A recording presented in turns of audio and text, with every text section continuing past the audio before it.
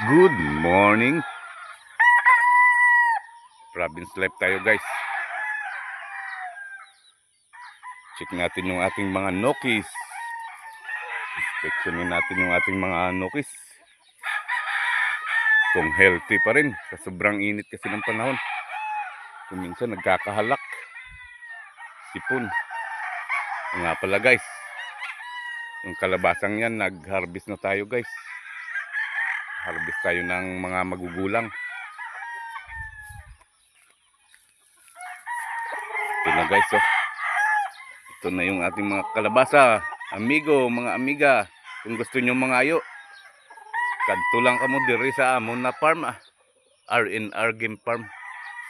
Libre lang oh. Kalabasa lang pangayoon hindi yung manok. Sige na, bye.